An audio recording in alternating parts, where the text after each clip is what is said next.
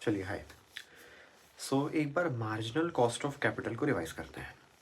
Marginal cost of capital आपका cost of capital का topic है।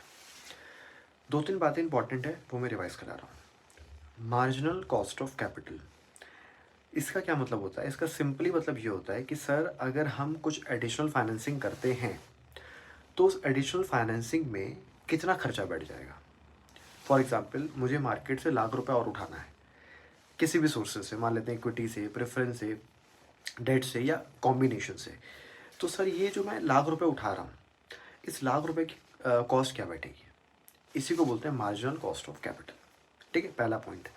दूसरा point, marginal cost of capital में ना बुक वैल्यू वेट का पंगा है, ना मार्केट वैल्यू वेट का पंगा है। इसमें हम लोग इंटेंडेड प्रपोर्शन में ही फाइनेंसिंग करते हैं। मतलब जैसे हमने पहले से फिक्स कर रखा है कि इक्विटी में हम इतना पैसा रेस करेंगे, मतलब एक प्रपोर्शन हमने पहले से फिक्स कर रखा है। मतलब हमारा एक होता है ना प्रपोर्शन, कैपिटल मिक्स पहले से फिक्स्ड है। तो ना बुक वैल्यू वेट का कुछ इशू होगा, ना मार्केट वैल्यू वेट का कुछ इशू होगा, क्योंकि वेट आपका पहले से फिक्स होगा। अच्छा, ये दूसरी बात थी। तीसरी बात, से सपोज आपकी कुछ एडिशनल फाइनेंसिंग है।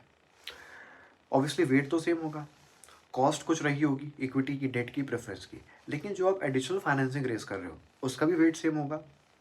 लेकिन जो आप एडिशनल फाइनेंसिंग रेस कर रहे हो, से सपोज उसका भी कॉस्ट सेम है, अगर जो आप पैसा रेस कर रहे हो इक्विटी, डेट, प्रेफरेंस से, उसकी भी कॉस्ट सेम है, तो आपके दोनों केसेस में WACC सेम आएगा। आप सोच के देखो एक बार, भाई वेट सेम है, कॉस्ट भी सेम है, तो WACC सेम आएगा ही आएगा। चलिए फिर से मैं अपनी बातों को रिवाइज कराता हूँ एक बार। मैं रिवाइज करा रहा हूँ मार्जिनल कॉस्ट ऑफ कैपिटल। ये कॉस्ट ऑफ कैपिटल का सबसे लास्ट में एक टॉपिक है। तीन बातें आपको ध्यान रखनी है। मार्जिनल कॉस्ट ऑफ कैपिटल हमें सिर्फ ये बताता है कि सर हम एडिशनल रुपी ऑफ कैपिटल उठाएंगे तो उसकी क्या एडिशनल कॉस्ट पड़ेगी। इसमें हम लोग ना बुक वैल्यू वेट का कोई इशू होता है, ना मार्केट वैल्यू वेट का कोई इशू होता है। इसमें हम लोग एक होता है ना, एक टारगेट वेट यूज़ करते हैं। ठीक।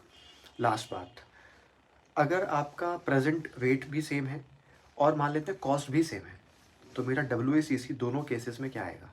सेम आएगा। ये बातें आपको ध्यान रखनी है। चलिए, होपफुली आपने सीखा होगा, समझा होगा। चलिए, थैंक यू।